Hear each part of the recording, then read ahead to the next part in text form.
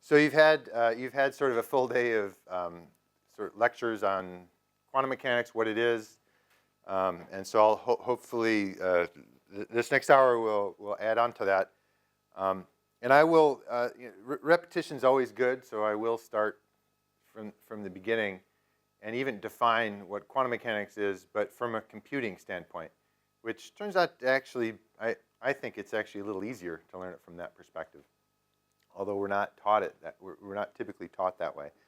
So, right, so let me just jump right off. And so a lot of this stuff will be familiar to you, like this one here. This is a graph that's called Moore's Law, and I'm sure you know what that is. So this is the year, and this is the number of transistors on a on the Intel computer chip of the day. And this is a linear plot in years, but it's logarithmic in the number of chips. So a factor of 10, every inch here is a factor of 10. And so this means there's exponential growth. That means that looks like about every 5 years or so, we get 10 times the chip density. That's amazing. Exponential is like compound interest with a very high interest rate. And so this is called Moore's Law. You've all heard of this. And it actually extends even before 1970, all the way back to the 50s. And it's largely responsible for the growth of the economies throughout the world. And it's the engine behind the information era, if you want. These are computers that are based on individual transistors. I'll talk a little bit about that because I'm actually an experimentalist, and I want to talk a little bit about hardware, how you might build quantum systems to compute. But the point of this plot is that this exponential growth, unfortunately, it's going to stop. And it's actually very simple why it's going to stop. When you pack, where are we now? It's actually even outdated here. We're at about 10 billion transistors on a chip, and the chips don't get bigger. The way you put more transistors on a chip is you don't make the chip bigger, because if you did, then there would be all kinds of problems communicating the information and delays and so forth. So what they've done is they've made the transistors smaller and just packed more on a given size chip. And the problem, of course, is that these transistors are getting really, really small, and you can't get infinitesimally small without lots of expense. And if you just project this forward for the next few decades, we find that if we continue along this exponential path, by the year 2025, each transistor will be the size of a molecule, single molecule. Well, you can get smaller than a molecule. You can wait a few more years, and then each transistor is the size of an atom. If you want to really get smaller than that, you have to split the atom inside your computer, which is very expensive, and we don't want to have nuclear reactors going on in our computers. So the point is, this can't go on forever. In fact, there are already signs that it's starting to taper, and I have personal evidence of that. This laptop, it's like a half-year-old, and it sucks. I hate it. It's the one that unfortunately died on me. It was just as powerful, and I bought that 3 years ago. So I'm already seeing. 10 years ago when you bought a computer, every year it was amazingly better. You remember this? And actually, this is partly what's going on. The chips are not they're not getting much better. And so, in a sense, this limitation to Moore's law is given by quantum mechanics, or at least the granularity of matter. You can't shrink things indefinitely before you run into individual atoms. So I bring this plot up. What does this have to do with quantum computing? Well, it might not seem to, but this is one of my favorite quotes by one of my favorite physicists, Richard Feynman, very colorful guy. And he wrote this. This is actually a speech. It's called "There's Plenty of Room at the Bottom." A little bit of humor there. And what he was talking about was what happens when you build computers out of individual atoms. And as one of the father figures of quantum mechanics, he knew very well that when you shrink things down to individual atoms, the laws of physics actually change. And you know a little bit about this. Things get kind of weird down there. And so he has this neat line where he says, well, if you build circuits of a few atoms, there are completely new opportunities for design. And this is 1959, way ahead of his time. And in fact, so the story I'll tell you, and Shelby will continue on this in the next lecture, is that we think we know what that opportunity is now. Only in the 90s did we learn this. In 1959, he and others had no idea what this opportunity was, and now we do. And it has to do with applying these rules of quantum mechanics to information. in computing. So that's the story. That's the storyline. And this is a little bit of a goofy thing, but if you look historically at the 20th century, you could argue that two of the pillars of 20th century science, 20th century thought, are information theory and quantum mechanics. Quantum mechanics is a little esoteric. You can get along in life without knowing a whit about quantum mechanics, actually. But the theory itself is quite revolutionary, and only now does it look like it might play a role. And of course, information theory, which ushered in Moore's law and so forth, bits, zeros and ones, that was only invented in the 1940s. The idea that information, that there is a fundamental unit of information called the bit, 0 or 1. And you can make computers based on tapes and so forth. And people like Claude Shannon, Alan Turing, these people promoted the use of basically storing information in devices and computing. And we like to think that the 21st century could be a combination of these two icons in 20th century science. And there's a little jargon already. Maybe you've seen some of this, and I'll define that in a minute. So again, to rehash, information theory, you may have recognized these guys. Babbage, I would say, was maybe the first, I wouldn't call him information theorist, but he tried to make a computer a long time ago. And I like the comparison of these three guys. These two were theorists, and I would say he's an experimentalist. He tried to build a computer based on like gears and moving, mechanical things. And what's strange about Babbage is that he didn't. There was no theory of information, that information is in bits. It doesn't matter what you use to store those bits. After all, we don't care or know what's in our iPhone or our computer. It just works. We understand information, independent of the hardware. Well, he didn't really appreciate this, and he thought it had to be built out of these gearboxes and so forth. He could have actually built his computer out of electrical relays at the time, but I don't think he realized that could be done. These two guys, Turing and Shannon, really gave birth to the idea of information theory and information being independent of hardware. And this is called a Turing device. It's sort of a theoretical universal computer. If you have a tape head with a bunch of ones and zeros and you can manipulate them with some kind of read-write object here, you can do computing. It's a very abstract idea. And there's no hardware there. He doesn't really suggest how to build it. He just shows that you need zeros and ones. And Shannon got a little more mathematical, showing that there is a clear definition of what information is. And so with all these ideas in the mid-20th century, we had this. This is the first American digital computer made out of vacuum tubes. It's called ENIAC. You may have heard about it. It was developed by the Army to calculate missile trajectories. That's pretty much all they thought computers were useful for back then. They didn't have very many uses. So this has like 5,000 vacuum tubes, and the hardware was pretty nasty. These vacuum tubes broke all the time. Not very fun. And then in 1957, the year later, 1947, we had this, which looks as bad as the vacuum tube. This is the first solid-state transistor. And I think Feynman's 1959 talk was based on this technology. All the action is right down here. This is this is a chunk of germanium. It's a semiconductor, and this is another semiconductor. And everything happens at this junction. You can switch currents by turning on or off the current through this device here. And it looks pretty awful. It looks like a garage experiment. It's a beautiful picture. And basically, the physics in your Pentium machine, in your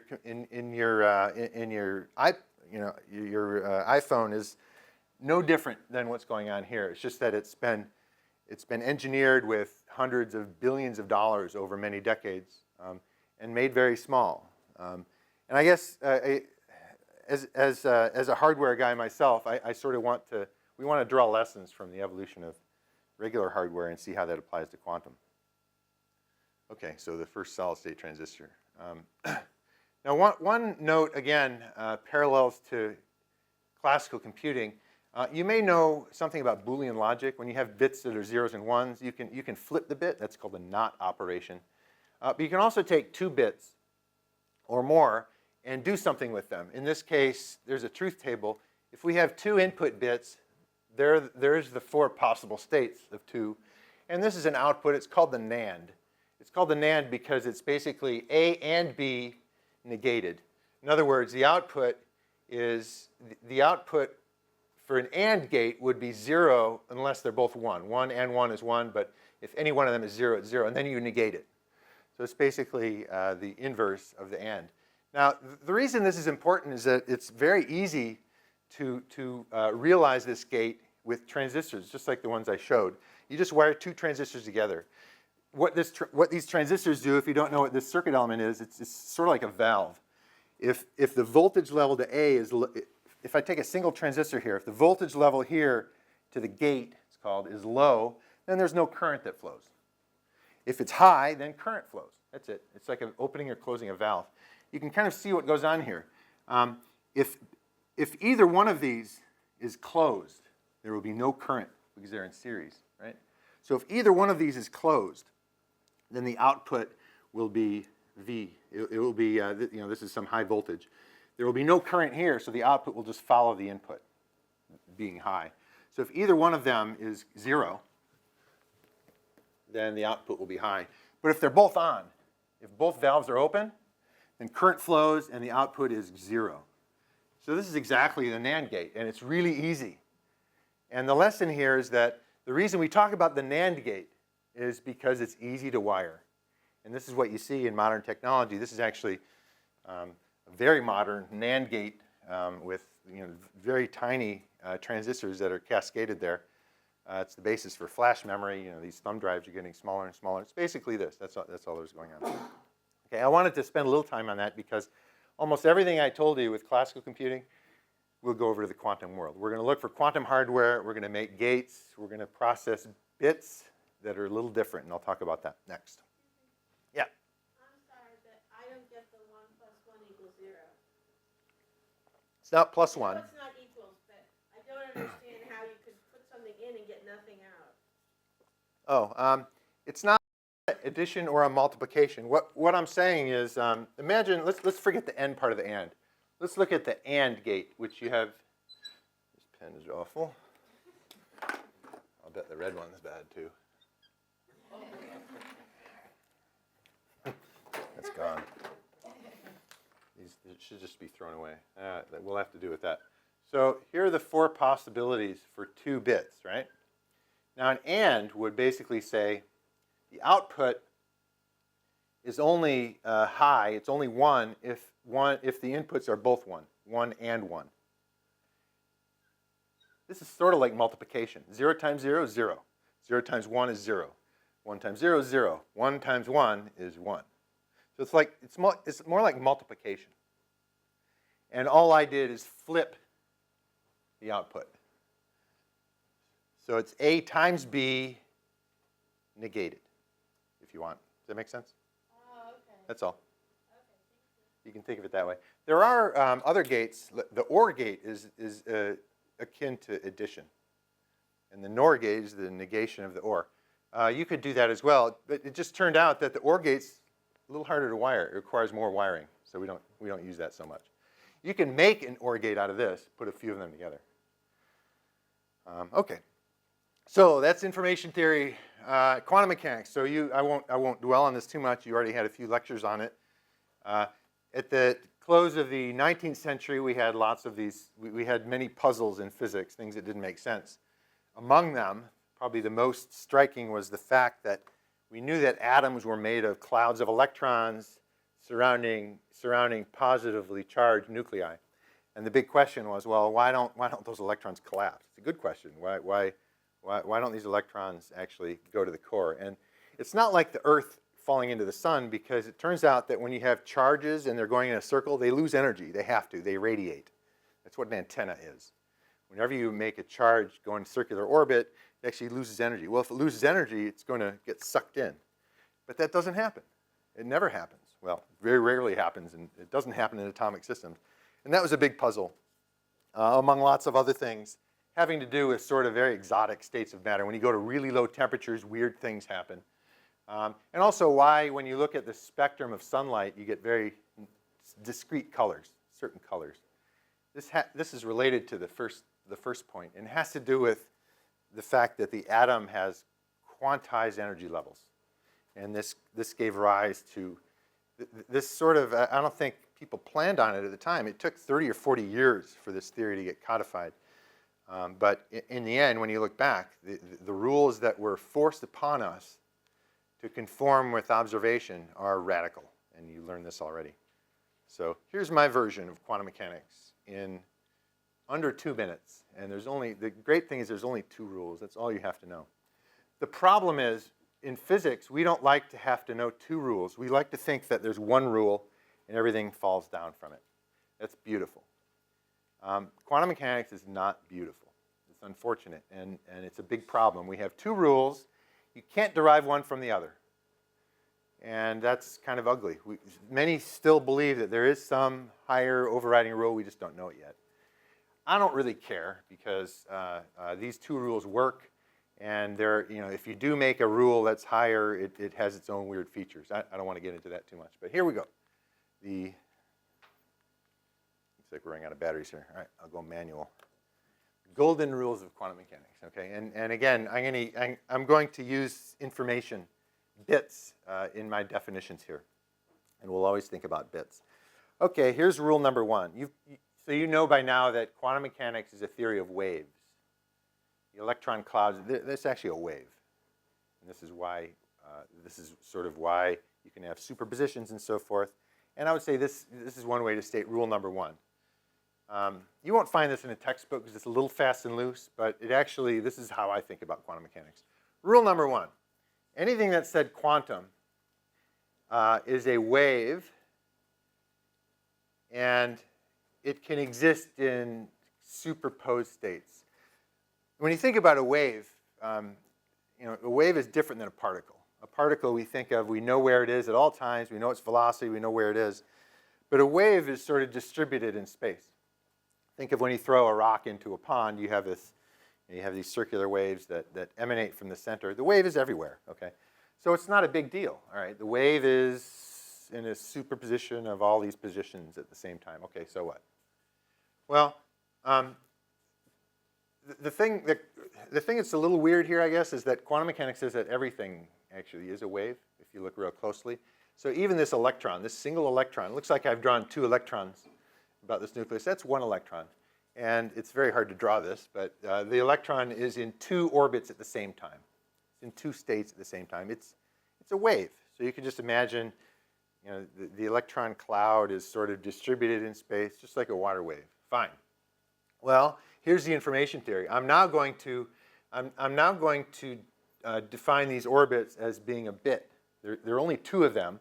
So one is 0, one's 1. You can call it heads and tails. You can call it up and down, whatever you want to call it, north and south, 0 and 1. And so here's the first piece of jargon. You've probably seen this notation before. It's called Dirac notation from Paul Dirac, who was a one of the founders of quantum mechanics. And you see this vertical line and a little angular bracket. All that means is that it's a label. That means this is a quantum state. That sounds abstract. It could be anything. It could be the location of this cup. There's 0, there's 1. Okay? There of course, could be many other possibilities. I could list a 2 and a 3 and a... But I'm isolating our treatment to just 2 states. It's sufficient.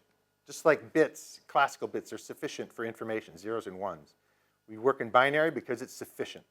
We could use base 3. We could have tertiary logic with 3 levels. We don't, because we don't need to. Bits are a lot easier to deal with. So we're going to do that here. This is called a qubit, a quantum bit. And what's weird is that, so this is sort of the quantum state. This, again, it looks abstract. This is sometimes called the wave function. It's just, you can ignore that part of it. Just pay attention to this. This is just like, our system is that. Not much information there. All the information's here. And there are 2 numbers here, A and B. These are sort of weightings. It's like a coin that's not quite 50-50. It's not fair. Maybe 75-25. These are the weightings. This is how much 0 there is. This is how much 1. This is a superposition. This system has both 0 and 1 in it. That's all we're saying here. Yeah. And with the quantum jargon. So you write the line, and that just means that's a quantum guy, that's a quantum guy. Now, A and B, I won't talk technically too much. They're actually complex numbers and so forth. It almost doesn't matter. They're related to the weights. The existence of 0 and the existence of 1 depend on these numbers here, how much there are. Right? That's rule number 1. And actually, rule number 1 is not a big deal. We should be familiar with this just from waves. We're going to have superposition. Think about playing 2 notes on the piano. You hear them both at the same time. You might hear one louder than the other. Okay, so that analogy is pretty good. Rule number 2. Yeah, rule number 2. Oh, but before I get to rule number 2, I wanted to show you that, yeah, we're physicists, we can do fancy math. But you know, if you do all this math, this is called the Schrödinger wave equation. If there's a wave equation that describes how the waves move around. You can solve, I mean, to really do quantum mechanics, you have to solve this stuff, but you're not going to gain any understanding in doing so. But I just write it here for completeness, a lot of jargon. But basically, the A and B, they change in time, depending on what you do to the system, given by this thing called the Hamiltonian. It's the energy function. So you can, just like water waves, they evolve in a very complicated way. Who cares? I mean, you look at it and you sort of know what's going to happen at the beach, right? You know that the wave, when it crashes on the beach, is going to grow, and then it falls over itself.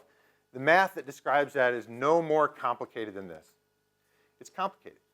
All right, I didn't want to dwell on that too much, but we sort of know how to deal with A and B, how they evolve in time. Now, okay, sorry, I jumped the gun. Rule number 2. And this rule sort of has to be there because these quantum waves are weird. These are waves of existence. This is an electron, but it's in 2 places. That's sort of nonsense. And so the way we clean it up, and this is what took 40 years to sort of deal with, is that, yeah, fine, we have superpositions, and we'll just say that, well, to make connection with reality, rule number 1 only works while you're not looking. And so things can go ahead and wave as long as you don't look. Well, when you do look, something really weird happens. When you look, you're never going to see both. You're never going to see both heads and tails when you flip a coin. You might not know what it is, but only in isolation can you have both heads and tails. When you look, the system actually, sometimes it's called collapse. The system collapses. It finds itself in one or the other definite states.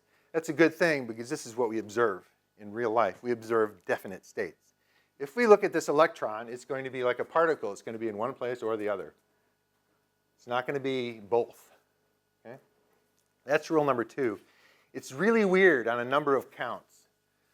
Well, the first one, maybe most obvious, is that it seems that just by looking at something, we change that something.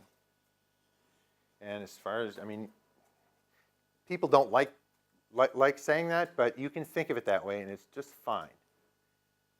The act of observing actually changes the system. You had a question? Yeah. Why aren't all objects quantum objects? I'll get into that. We're going to try to build these things, and I'll tell you why.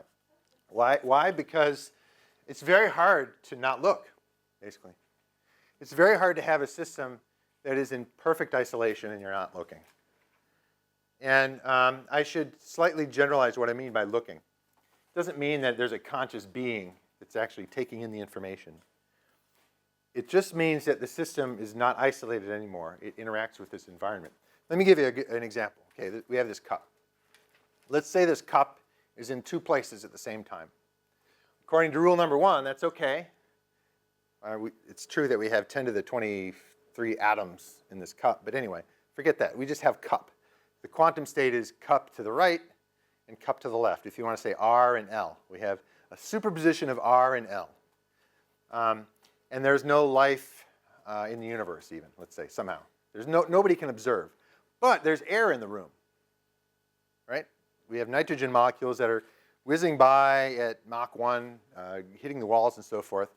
Well, this cup, in fact, right now is being bombarded by air molecules. But let's imagine we just have one air molecule, and it's represented by my finger here. Well, this cup's in 2 places. This air molecule is going to hit this cup if it's on the left side. If it's on the right side, it's not. So how do we deal with that? So we have this funny superposition of the cup, but the nitrogen molecule doesn't know anything about it. But now it comes close, and the nitrogen molecule either hits this cup, and let's say it bounces off and hits that wall. That's not exactly how collisions happen, but let's just say. Let's say it's a baseball or something. Or if the cup is on the right-hand side, this nitrogen molecule hits that wall. Well, the nitrogen molecule has to make a decision. It's almost as though it's measuring. Well, the way we treat this problem is that we invite the nitrogen molecule to become part of the superposition. So we say, okay, the cup was in two places. Now, the nitrogen molecules, it leaves the cup in two places. It's in a superposition of having gone that way and having gone that way.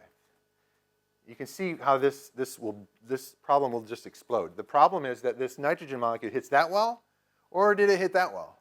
Well, now the wall is invited to become part of the system.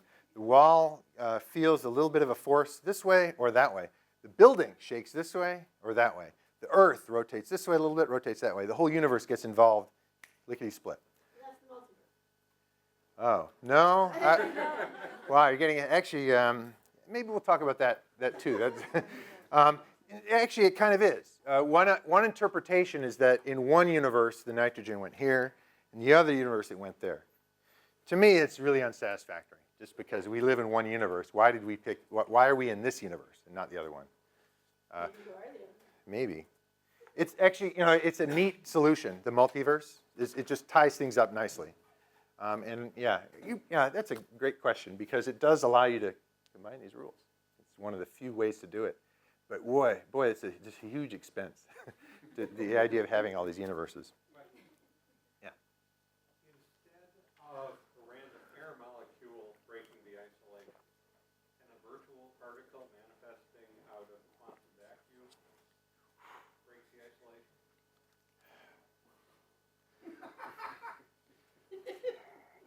I don't see why not. You have to conserve energy. I mean, if you make these particles somehow, oh man, you're way above my head here.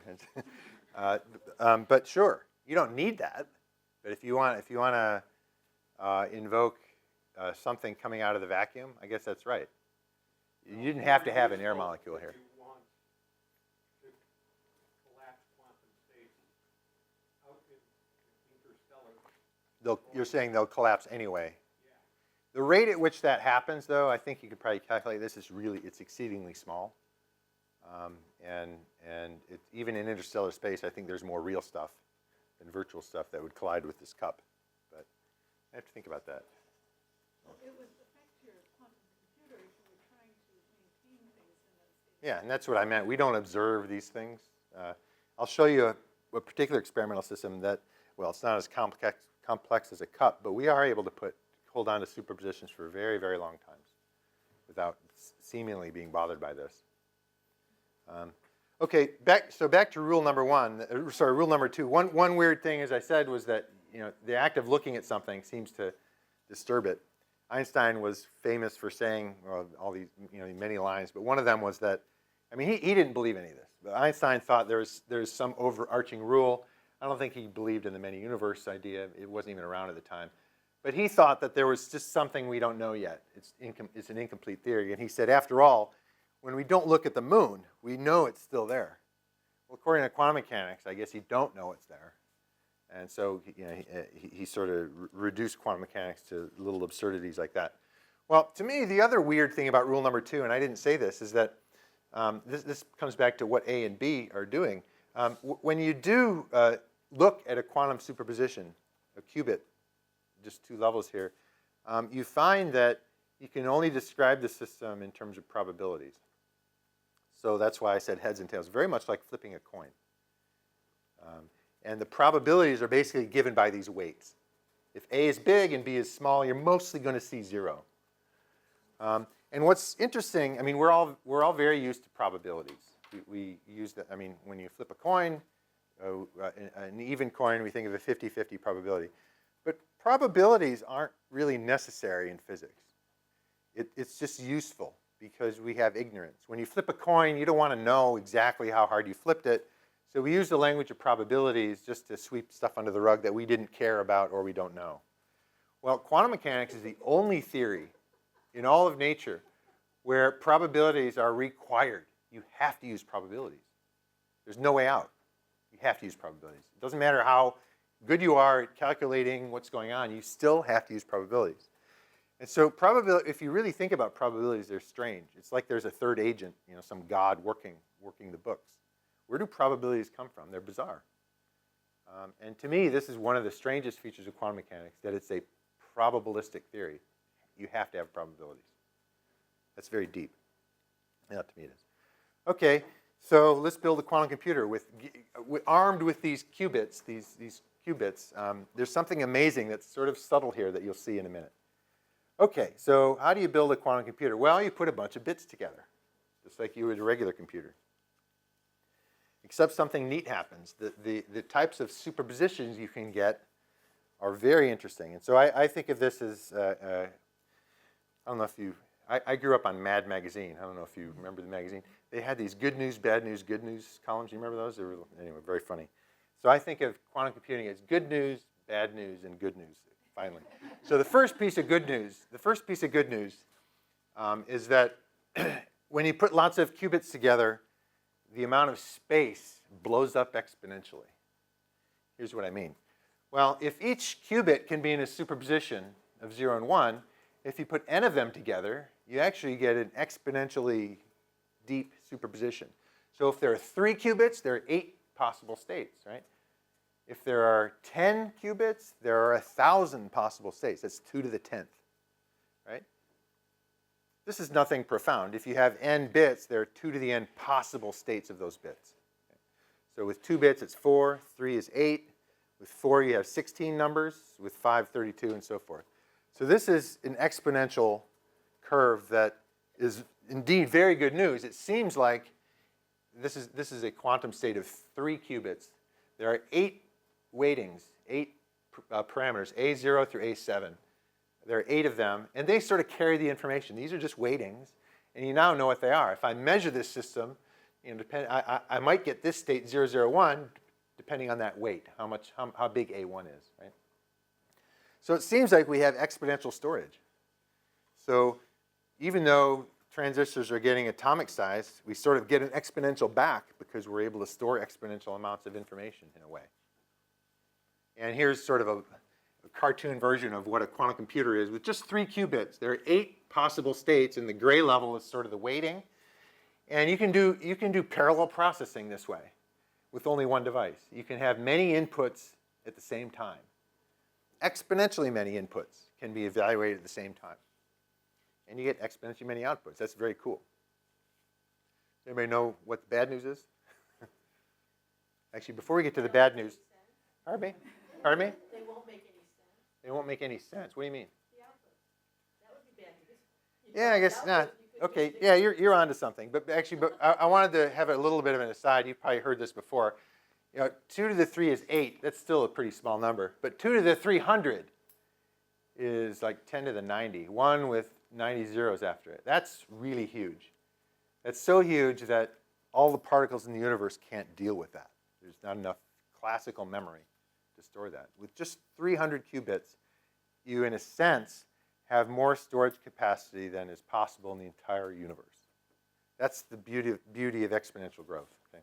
Exponential growth in action. Okay, but you got it. What's the bad news? The bad news is you have to measure this.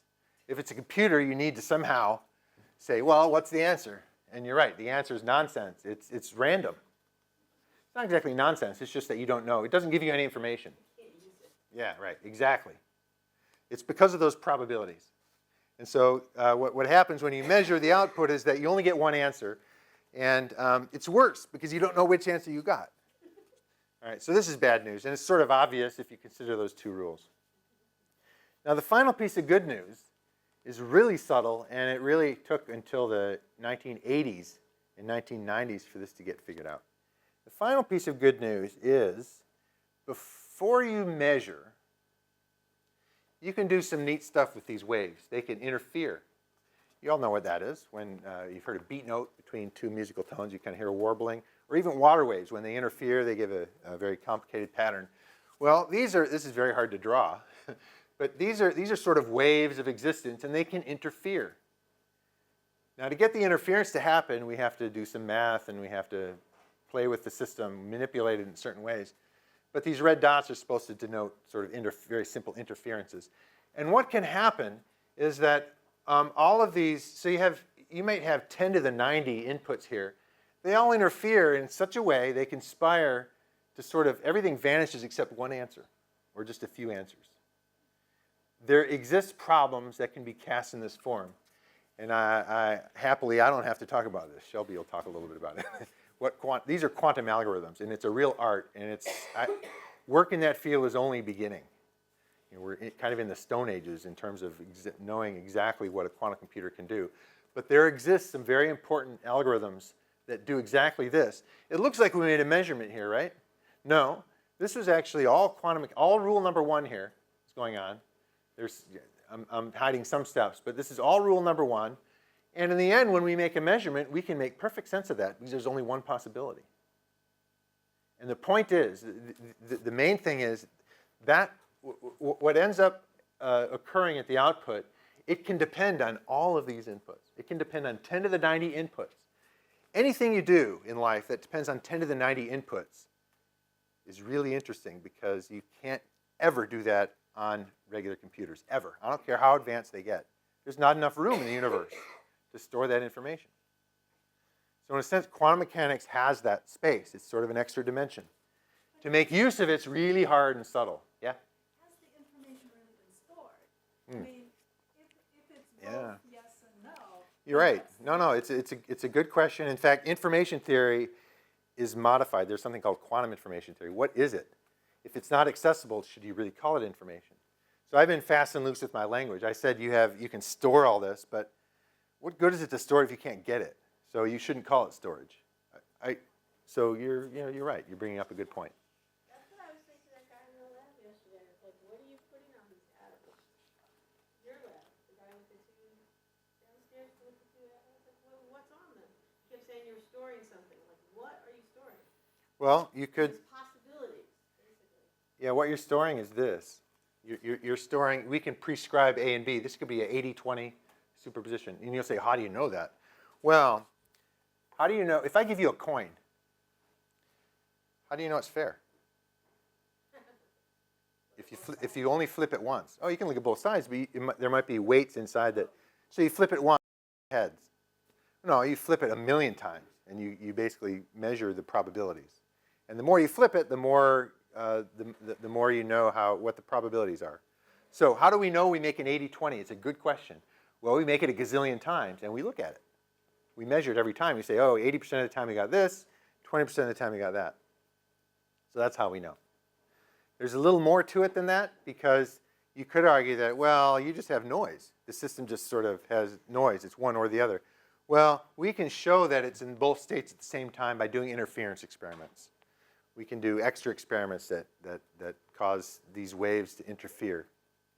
And in some hardwares, we're very good at this, and so we can do it over and over again with very high fidelity. So that's what they mean when they said they're storing information. It really is information. We call it quantum information, and that's sort of the buzzword that allows us to not have to worry about whether it's accessible or not. It's quantum information. But they were saying that with the quantum information, that there would be a third way to communicate so that people would be able to access the information. So if I put information to a quantum computer, then I could send you through another system, hey, open up this whatever, Dropbox, and you would open it up and then you'd get the information. Is that correct? I'm not sure it's necessary to use that. I think just having simple quantum bits and then looking at them. I think you can always distill it to that.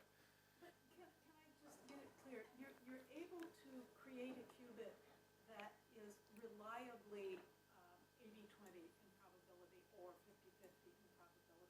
And so that's what you're actually doing? You know, the first qubit is 80-20, the next qubit is 30-70 or whatever. No, we're doing something more than that, and that's sort of what I want to talk about. There's something very subtle that's going on here. Before you go on, Yeah. science fiction authors love many worlds interpretation. Yeah. What's the many worlds interpretation of quantum storage? Is it a correct interpretation that we tap the resources resources of other universes to do the computation and Yeah. storage? That's one way to look at it. In fact, David Deutsch, who is largely responsible for this 80s and 90s, this kind of piece of good news, he said, well, where's the computation happening? It must happen in other universes. Sort of he sort of eliminated everything else. It has to, the computation happens somewhere. So that, for him, that's proof enough of many worlds. Is he counting all the dark matter when he says particles in the universe, or is that just not in the picture? You don't need to invoke that. It's not necessary. If you want to, sure. But That doesn't get you. dark matter is That just, doesn't get you orders of magnitude. That gets you, factor of 5. Oh, all right. Not enough. It doesn't Yeah. substantially increase. the thing about exponents, I said 10 to the 90, all right, 10 to the 91, if you want to add dark matter. It's not 1,000 times. Yeah, in the back. Billion times. So, you start off with a given set of superposition states, and you measure them some number of times to develop A and B. Yeah. Am I getting that correct? Yeah. Okay. So, in a given experiment, to determine your distribution, how many times do you have to measure to get that correct? Well, this is just like coin tossing. How well do you want to know it? Well, in your typical experiment, where you have the If you want to know it to 1%, if you want to know it to 1%, you need to do it 10,000 times. Just like coins. is that done quickly, or is that done? Depends on the system. Yeah, it can be done in some systems. That 1,000 times can be done in under a microsecond. So it can be very fast. Yeah, very fast things. Okay, so what's going on in the middle here, these interferences that are necessary for a useful quantum algorithm, they're called quantum logic gates, and it sort of connects with what I said before. But the neat thing about quantum mechanics is that we have superposition. So, for instance, with single bits, not only can we flip a bit from 0 to 1 and 1 to 0, we can halfway flip the bit. That's called a square root of a negation, which is weird. Classically, that's weird. The square root of NOT gate is the operation when applied twice would flip the bit. Classically, whatever you do, you can either leave the bit alone or flip it. If you do it twice, you have the same state. If you leave it alone twice, you're obviously where you started. If you flip it twice, you're back to where you started. But quantum mechanically, we have something that's sort of a half flip. And it makes superpositions. That's what that's a quantum gate. That's actually not a big deal. The big deal is when you do like the NAND gate I talked about. I introduced that for a reason. There are many families of two-bit gates, like the NAND, where you have two inputs. Here, this sometimes called the controlled NOT gate or the exclusive OR gate. It almost doesn't matter, but the point is, you have two inputs and two outputs, and in this case, we're flipping the second bit depending on the state of the first bit. That's all. It's just a truth table. It's sort of an instruction, a system of instruction. And this is where things really get wild. Because if we apply this two-bit gate on this state here, okay, so there's a lot of jargon here, but I think you can follow it by now. We have a blue bit and a red bit. We have two bits. The blue bit's in a superposition. Rule number 1 here, we're not looking. No looking. This is all done in isolation, near perfect isolation. So we have 0 and 1. We probably did a root NOT gate to get that. The red one is in the state 0. And now we operate this evolution on that state. Well, this is 0, 0 superposed with 1, 0, right? Think of it that way. Well, 0, 0 superposed with 1, 0 becomes 0, 0 superposed with 1, 1. Big deal. Well, it is a big deal. This state is really weird. And this is the extra opportunity that basically filled Feynman's dream. It's called entanglement. And what's interesting about this state, if you look at it, it looks innocent at first glance. It's a superposition of 0, 0 and 1, 1, right? But the red and the blue bit, maybe at a later time something else is done, they don't have to be near each other. They probably are near each other in order to do this operation, but in principle they could be separated. Okay? Remember rule number 2. When you look at a system, it pops into one or the other. Well, if we look at this system, it pops into either 0, 0 or 1, 1. But these could have been separated when they popped. One could be on the moon, the other could be here on the Earth. If I have the blue one on the Earth and you have the red one on the moon, as soon as I look at mine, I know exactly what you have. In fact, I know it faster than light could traverse that distance. This is really weird. It's almost, yeah. This is jargon here. This is a superposition of 0, 0, and 1, 1. We have 2 coins, if you want to think about it, 2 bits. But nothing says that they have to be close to each other. They could be really far apart, and that's where things get kind of neat. If they're far apart, when you apply rule number 2, when you look at the system, it pops into one or the other. If all you have is your blue, it's just going to pop into 0 or 1, right? That's what you have. But as soon as you pop, the other one sort of had to come along for the ride. And it's correlated. It's the same state. It's like we have coins. I'm flipping coins, and somehow we're always getting the same answer. Yeah. No. In the sci-fi. You said, well, I never said communication. But it is instant, as far as we can tell, it's instantaneous, and it's across the universe. Where do they come from? Like, how does one get to the moon, and how does it stay? Oh, that is hard, but in principle, you can do this. You make this entangled state somehow in isolation. We do this in the lab all the time. And then one way would be to physically separate them without looking. That's hard to do. There are some systems where we can do that. We have one of them. We actually separate these individual atoms by about 1 meter, and they're entangled. When we measure one, the other one is completely known. You could put a lead wall or kryptonite wall or something between the two, and they would still be perfectly correlated. How long does that stay last? Very long. It can last for, it's limited by how well you're isolated. Rule number 1 requires you don't look. And we have vacuum chambers. There's no air. It's in the dark. There's no background lights. But after several seconds, eventually something gets in there. So the information has been transmitted, but we can't look at it. No, I never said communication. I never said information. Yeah, well, let's talk about that. It's really interesting. Pardon me? Before you move on, Yeah. why isn't the operation of the gates that created the entanglement a form of measurement? It seems more intrusive than bouncing electric. Good question. Well, what makes the gate happen is part of rule number 1. It's this stuff, and this is all just. For instance, if you have water waves that impinge upon a surface, they can reflect. If that surface is lossless, it doesn't absorb energy or anything, the reflection is perfect. That's sort of what the gates are doing. They're manipulating the wave without destroying it, without measuring it. That's possible, and it's all given by this wave equation. See, I can hide behind the jargon, but we sort of know how to solve this and how to apply controls. H is the control, and in the laboratory we control quantum systems with fields very much like reflecting waves off mirrors and things. So it has to be a lossless interaction. Yeah, that's really hard. So there is some kind of a tube though, so that's how the something gets in, is from the tube? Something gets in. Well, you say- You have to control the system. Here's an example. I keep saying coins. We have heads and tails. Well, let's say there's a quantum coin. It's heads and tails at the same time, but it's in isolation. Of course, we're not looking. It's in superposition. It's in this box.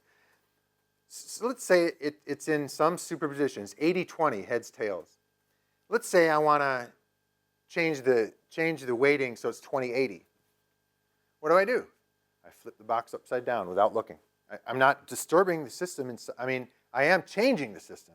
I'm manipulating it, but I'm not necessarily measuring it. You can flip the coin without looking. Whatever state it was in, it just got flipped. Those controls are very much what we do in quantum systems. They're very, very difficult manipulations. They cannot betray the state. They cannot measure. They can't take information out. All they can do is reflect waves. They can cause waves to interfere. That's what these red dots are doing. They're controls. Okay?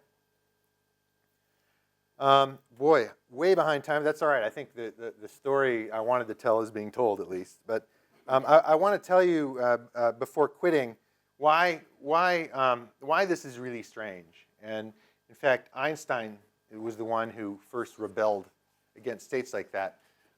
Read this title. Basically, this is 1935. And by then, all of the formalism of quantum mechanics was sort of, I wouldn't say it was entirely accepted, but it was very close to being accepted in 1935. All the math was in place. It seemed to agree with every possible experiment. So Einstein comes up and says, well, it's not complete. There's something else. We must be missing something. It's because of this entanglement. He considered in this paper states exactly like this. And he said the problem is that there's some, when I do something here in my lab, how can I affect something on the moon? There's no connection. And this is what troubled him so. Well, you heard about this yesterday a little bit, and it turns out Einstein, unfortunately, his heart was in the right place, but actually he was wrong. As far as we know that if there is a completion of quantum mechanics, it's at least as weird. So I chose my words very carefully. I never said information. I never said communication, and that's the resolution of this so-called EPR paradox: Einstein, Podolsky, and Rosen. And the point is, when you make that measurement, and my coin's the same as yours, there's no communication because it's a random number. If we repeat this experiment a zillion times, well, what happens? I just get a zillion random numbers. You have the same random numbers. But I can't use that to communicate. A set of random numbers contains zero information. This is Shannon, 1940s. He defined information, and one of the definitions is if you have pure randomness, there's zero information. So there's no communication, there's no information. That's the resolution. Anyway, it's not too satisfying, but there's still something funny about entanglement, and I think Shelby will show maybe how the feature of entanglement allows you to make algorithms, and I didn't talk about too many at all. But I want to quickly conclude. You know, this idea of entanglement, you may have, Einstein has all these goofy lines. One of them was entanglement is spooky action at a distance. It's a nice turn, it's a nice turn of words, but it's still weird. There's something behind it. Something does happen. You have these correlations, but you can't use it directly to communicate. You can also get in trouble, and I would warn you as writers to be careful. If you learn a little bit of physics, make sure you do your research. This woman, Dana Zohar, has written many books. I think she got an undergrad degree in physics and then went on to study psychology or something. I mean, it's sort of a treasure trove of goofy things. So she talks about entanglement, applying Bell's theorem to a twin and myself. If she's in London, I'm in New York. When I move my arm, she moves her arm. We must be entangled. So it's, anyway. You don't like that. I don't like that. No. If I raise my arm here and I'm alive, there's probably a lot of air around me. You don't need to go there. And in fact, for every twin that does move their arm, right when you move their arm, there's a gazillion twins that didn't. You never talk about them somehow. But anyway. Can you force communication, though, in a string of random numbers using time as an element? Like communicating information via... Well, it turns out, in fact, maybe I'll have a few minutes to talk about teleportation, which is the closest thing to communication that involves entanglement. But you're limited by the speed of light in teleportation because you have to make a phone call. You do have entanglement, but then you have to sort of compare your results on the phone or on some classical information channel that is limited by the speed of light, as far as we know. I still don't understand. If it's not communicating, why does this not limit what the quantum computer can do? It does. In fact, there are not, like I said before, there are not a whole lot of quantum algorithms out there. It's for this reason. It's related to the fact that if you have this exponential many outputs, you can't experience them all at the same time.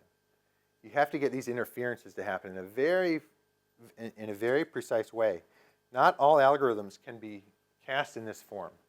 You're looking for sort of a reduction in complexity. And the important point is there may be 10 to the 90 inputs, there are not 10 to the 90 red dots. If there were 10 to the 90 gates, there's no time to do it. So somehow you have to find an algorithm that has a small number of gates, but yet it distills, you know, all these inputs to only a few outputs. So why could you not have two entangled computers on the moon and here, running the same operation? Yeah, you could. I would say, why not have them in the same place? What do you gain by having them far apart? Could you communicate that way, is my question. You still have to send the Not with algorithm just, to the other person. pardon me? You still have to send the person on the moon the algorithm by some other means. Yeah, there has to be Still some got the same- communication to decide what you're going to do, maybe. I'm at a little bit of a loss there. But, okay, so before I quit, okay, so here's David Deutsch. I talked about him. The many worlds interpretation came up. And he's a very smart guy, a reclusive. He lives with his mom still outside of Oxford, but very smart guy who developed all kinds of algorithms in the early days. So I want to show you a couple of, actually, this is one of the many popular quantum textbooks. None is as good as Chad's, but actually, yeah, no, your books lead the shelf, that's for sure. But this is by a guy named Fred Alan Wolf, and it has this analogy. It's the closest thing I can see to an analogy to entanglement, and it's really cool. Okay, so you've all tried to draw three-dimensional objects on a screen, on a 2D screen. Here's a cube, and you'll see that the perspective is not right because these lines are all perfectly parallel. So the perspective is ambiguous. This cube, is the front face right here, or is it actually pointing up and to the right? Okay, this is a little like a superposition. It has both. And it also has rule number 2. When you look and find one perspective, you sort of lock into it. You stay into it. If you close your eyes and shake your head, you can do it again and start. It's a little, there's nothing quantum here, but it's a little like a superposition. And, and here are the definite perspectives, if you can't see that. Now, the beauty of this is that it works with 2. If you see the perspective coming down and to the left, they're both down and to the left. If you see up and to the right, they're both up and to the right. So this has, actually, it's the only analogy I know of entanglement. It's really good. And sort of, if you shut your eyes and scramble your head a little bit, you can start over again. But there's correlation when considered together. But individually, it's random. That's exactly what entanglement is. It's neat. And here we're exploiting an optical illusion to do it. It's not quantum mechanical. In fact, this analogy sort of breaks apart when you separate them. But quantum mechanically, you can separate these things and it doesn't break apart. Okay, so geez, I'm over time and I've probably got. Oh no, we got too much. We had too much fun.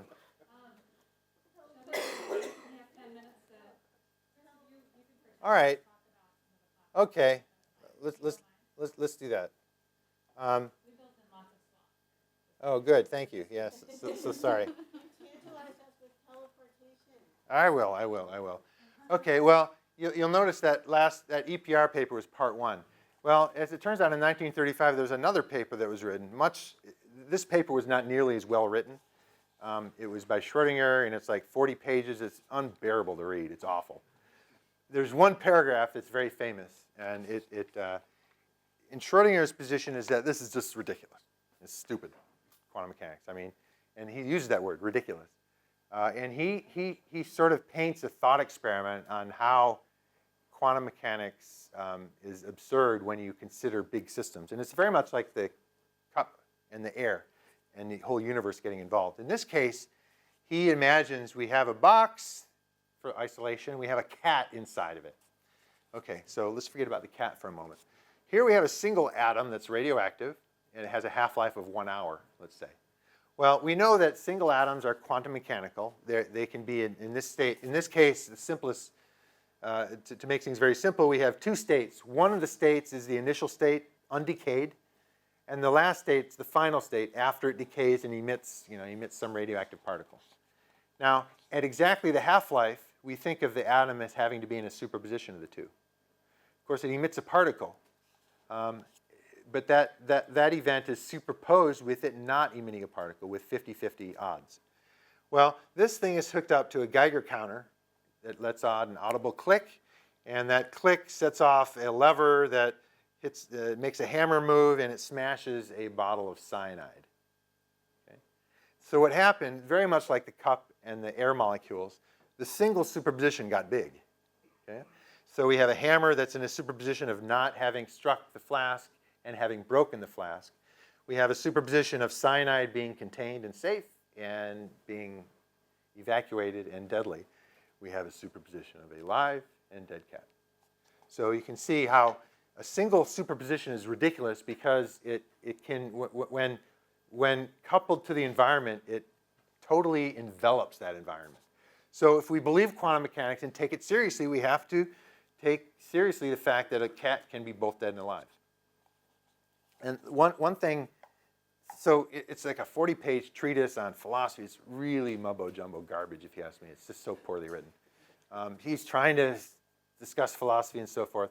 Well, it turns out we've come a long way, and we just live with it. It turns out the secret to Schrödinger's cat is not the cyanide, not the cat. The secret is the box. And that's why you can't do this experiment. You can never get a box good enough to isolate the system perfectly. And the box is where we try to start when we build a quantum computer. Maybe not with 10 to the 25 atoms, as this cat contains, but maybe with 10. 10 to the 1 atoms, 10 or 100. In a system that small, you can actually make a box to hold on to these atoms. And we do this. We do this in our labs downstairs, and many groups here in the Joint Quantum Institute do that. And so your writers, Tom Clancy's not one of my favorite writers. His technical stuff is really cool, but his characters are just, anyway, you've read it. They're pretty awful. Well, his one character here talks about quantum computing, and in fact, he sort of hints at what you might want to do. You can find ions in webs of magnetic and electric fields, hit them with laser beams. And this is exactly what we do. And this is a picture from the lab downstairs. And this is arguably the most perfect quantum system we know of. It has amazing isolation because these atoms are contained in a vacuum vessel. This big window here is about 4 inches. And inside that vacuum, inside that chamber, there's no air, at least to the level we can get all the air out of there. There's very little air there. And there are electrodes, these gold things. This little slot, this horizontal slot, it's, I don't know, it's maybe 5 millimeters across and half of a millimeter high. So you can actually see it. It's a little slot.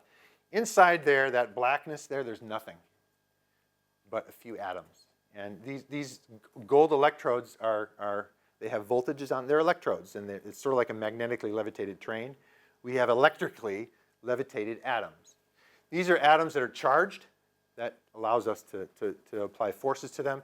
And each one of these dots is a single atom, and they line up very nicely right in here. Now, there is some air in the background, but the air, each atom basically sees an air molecule every hour or something like this, right? So we have a long time to play around. We can apply rule number 1 to this chain of atoms very well, and we don't have to worry about the environment. This is among our most perfect isolation chambers for quantum. Yeah? Yes. Now, the great thing is when doing quantum experiments requires faith, and not religious faith, but faith that when I turn, so we're shining a laser beam in here, and that's why, and we're collecting that light. This is just a microscope objective. It's about 1 inch diameter, exactly 1 inch diameter, and we're collecting light and putting it on a TV camera. And that's why you can see the atoms. When we turn that laser beam off, the atoms are still there. How do we know? Because then when we turn it on again, they're there again. Now, it could have been that when we turned the laser beams off, they disappeared. And then somehow, when we turn the laser on, they come back. It's just really unlikely, because every time we do it, it comes back just right. So the atoms are there. When they're in the dark, then they're undisturbed. But you're exactly right. In this condition, it's not good. This is all rule number 2. Rule number 2 is happening now. We're looking at these atoms. So when we do a quantum computation, we actually turn that light off. We apply other laser beams that don't cause them to get measured. It's like flipping that coin upside down. Actually, well, Tom Clancy had it, right? He said you hit the trapped particles with a burst of laser light, You can change its qubit state, and you can do a quantum computation that way. Okay, so let me so the closest thing to communication using this entanglement is something called teleportation. And this is a slide I borrowed from Charlie Bennett at IBM, who invented this about 30 years ago or so. This is a so-called space-time diagram. It doesn't look like it. X-axis is space, and this is time. We have 3 particles here. One's here, 2 are here. These 2 have been entangled somehow. They're maybe a controlled knot gate or something. They're entangled, and then they go their separate ways. They're separated in space. Now, teleportation, basically all it is we're moving a qubit from one place in space to another place in space. Now, instead of teleporting, you could just physically move that qubit. That would be trivial. Often it's hard to do that. Like if you have a vacuum chamber here, if you want to teleport over a large distance, you need a vacuum chamber the whole way. We'd maybe not like to have to do that. So one way to do that, and what do I mean by moving a qubit? What I mean is this information A and B, that is the quantum information, A and B. We would like that to eventually move somewhere in space. And the way we do teleportation is we prepare this entangled state between B and C, 3 particles A, B, and C, and then we do something to A and B. We actually entangle A and B together. And then we make a measurement on A and B. When we make a measurement, we destroy all the quantumness. This is rule number 2. Now, when we measure A and B, there's 4 possible answers. There are 2 bits here. Based on which answer we measured, we then communicate to C, and C can recover the A and B by executing some prescription based on the instructions from A and B. That's it. It's sort of, there's nothing special here. It's all very simple. But you can see in the end what happened is we were able to move A and B from particle A to particle C. In the process, we sort of sacrificed A and B. They no longer have that information. C has it all. Now, why is it called teleportation? Well, it's called teleportation because A and C, everything about A and C has been communicated. Its personality is given entirely by A and B. These could be different particles. They might look different, but we're only talking about that quantum state. So it's a very restricted view of what a personality is. And as far as we know, information is information. In this case, the information is only given by this qubit. And you might wonder, well, A was not really teleported to C because that atom is still over here. Well, if these are identical atoms, quantum mechanics tells us that if they're perfectly identical, then the only thing that differentiates them is what state they're in. And so if I reproduce this state on C, I can't tell whether I actually moved A over to C or I moved its information. So the word teleportation is it's kind of a good one. It sort of encapsulates what's going on. Rather than a phone call, Yeah. why can't you just have a prior agreement that says, I'm going to imprint the value of A at noon every day, so every day at noon look at your other side of the entanglement. Mm-hmm. In that case, it would seem to be instantaneous. Except the sender has to make this measurement, which is probabilistic. It will result in different answers if you repeat it. It's random. C needs to know what you got. If you do imprint it on even a quantum particle, you're still limited by the speed of light to do that imprinting. These gates are limited by controls that are governed by classical physics, law, the laser beam hitting one or the other. As far as we know, you're still limited by speed of light in order to do that. Yeah. Okay, so there's this theory emerging that if you were to do null sci-fi, there's teleporting. So there's this theory emerging that what you're really doing is killing the original and creating a replica on the other side. Is there a way in quantum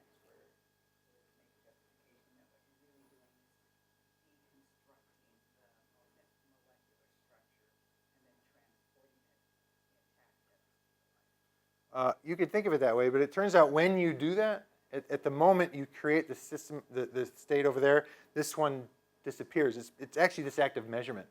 It completely destroys any memory of A and B on this side. And so when you build the system on the other side, the sending side loses its personality. That's one thing they missed in Star Trek. Whenever they teleported Kirk, to the planet, or brought him back from the planet, the initial state of the transporter was empty. What you need to do really is put 200 pounds of sludge or whatever that makes him, shovel it in there. You have to have exactly the right amount of carbon, nitrogen, hydrogen, and so forth. And then it would be a little more realistic that he actually comes to Earth. But So you have to have something on the other end. yeah, you have to. You have to have matter so that you can. So all right. So this is a little bit of a joke here. The problem with 1 qubit, it's fine to do this teleportation, but if you try to scale it up to the size of a human body, you need a lot of qubits, right? 10 to the 27 atoms in a person, maybe 10 to the 26, I don't know. But each one can take a few states. So that's 2 to the 10 to the 26 states. That's probably overcounting. But that's just an ungodly huge number. Forget it.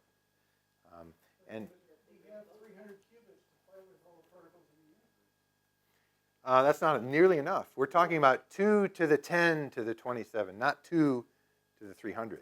2 to the 10 to the 27. So that's a whole nother scale of complexity. I don't even know how to think about numbers like that.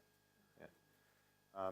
Well, anyway, in a nutshell, okay, if we have 10 to the 27 atoms in a person, this is probably overcounting, but let's say each atom is not perfectly entangled with every other atom in your body, but let's say it has some local correlations.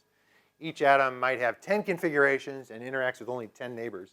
That's still a lot of configurations in your body that you have to encode. And if you just go through the time it takes to convey classical information over, I guess we're talking about 1 kilometer. It would take 10 to the 32 seconds to move that information, 1 kilometer. 10 to the 17 seconds, age of the universe. So that's kind of number 1. But the real hard thing here is that just set up entanglement between two systems separated by a kilometer would require exquisite control of all these particles.